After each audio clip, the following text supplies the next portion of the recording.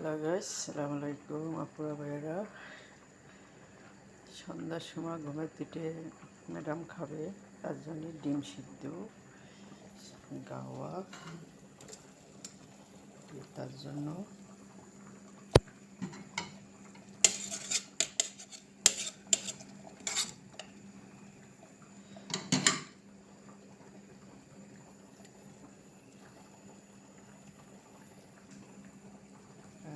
আজকে আমার জন্য হচ্ছে পাতলা খিচুড়ি।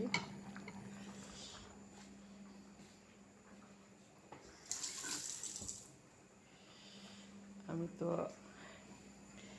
সৌদি আইসি মতনই সপ্তাহে দিনে রোজা থাকে আপুরা ভাইয়েরা। অসুস্থর জন্য 3 মাস আমি রোজা রাখতে পারি নাই। 3 বেলা ওষুধ খাওয়ান একদম। আর ওই সময় তা ওষুধের মাত্রা এখন কমিয়ে দিয়েছে আলহামদুলিল্লাহ। এখন খালি রাত্রে খাওয়া লাগে আলহামদুলিল্লাহ। এখন আল্লাহর রহমত আমি অনেক সুস্থ, একবারেই সুস্থ, অনেক কি একবারেই সুস্থ। এই দেশের ডাক্তারও বলছে বেশি বেশি রোজা থাকতে।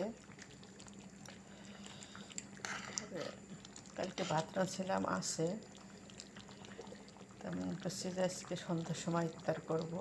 পাতলা খিচুড়ি রাঁধি, খেসারির ডাল দিয়ে, আর আলু দিয়েছি, মিষ্টি কুমড়ো দিয়েছি, মিষ্টি কুমড়ো দিইনি, মিষ্টি কুমড়োর জালি, ফুলকপি দিয়ে একটা পাতলা খিচুড়ি হবে। বেশি পাতলাও করবো না, একটু গাঢ় গাঢ় করবো। আমি যেদিনই খিচুড়ি রাঁধতে যাই ভাইয়েরা পুরা কই কম করে একবারে পাতলা করে রাঁধবো, তারপর একটা মেয়ে যেন বেশি হয়ে যায়। দিনে খিচুড়ি রাঁধতে যাই কম হয়ে যায় বেশি, এটাই বুঝলাম না মাত্রাটা।